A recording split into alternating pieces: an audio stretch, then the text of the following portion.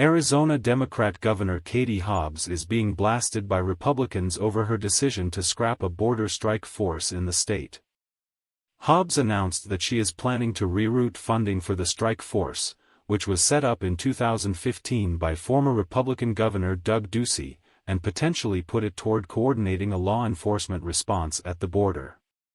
What our budget intends to do is to reallocate those funds where they can be most purposeful.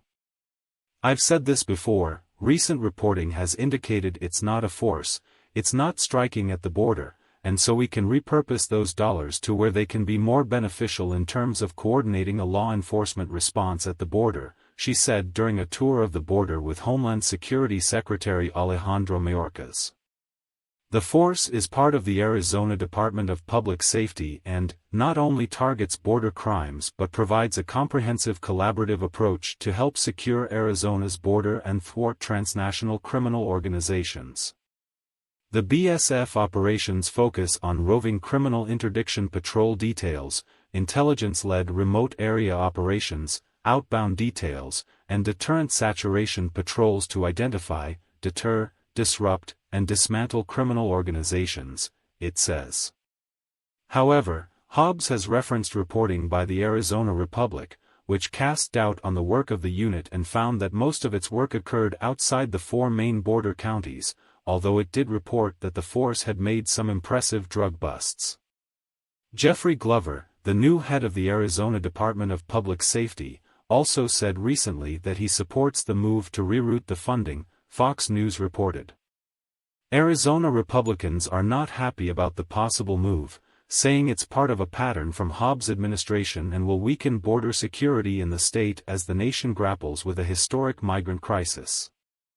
Representative Paul Gosar said, in the same manner that Joe Biden has destroyed our country with his welcomed support for the prolonged lawlessness and drug crisis along our southern border, Katie Hobbs is destroying Arizona in 3 short months since taking office by her reckless dismantling of the border strike task force. Countless more people will die from Hobbs' open border policies. Representative Andy Biggs called the move shameful. The courageous members of the Arizona Border Strike Force Bureau keep Arizonans safer every day. There is no rational reason to undermine border and national security efforts amid a historic border crisis, Biggs said. Representative Debbie Lesko said the force was created to help combat the criminal cartels who are now freely smuggling migrants and record amounts of deadly drugs across our southern border. It is unacceptable that Governor Hobbs would take away this important resource meant to restore Arizona's border security and stop the criminal cartels. Representative Eli Crane argued that dismantling the border strike force is foolish and indicative of her party's cowardly and destructive border policies, adding, the border strike task force was established to protect Arizona's communities from international criminal organizations, namely the Mexican cartels plaguing our southern border with illicit drug smuggling and human trafficking. Crane accused Hobbs of having done nothing to secure our border or make Arizona's families safer. Instead of working tirelessly to protect Arizona's families from the deadly effects of Mexican fentanyl and sex traffickers, she's too busy waging war on hair discrimination and vetoing common-sense budget proposals that would help everyday Arizonans. Now, by announcing plans to abolish the border strike task force, she's joining the likes of Secretary Mayorkas and President Biden in actively worsening the crisis at our border.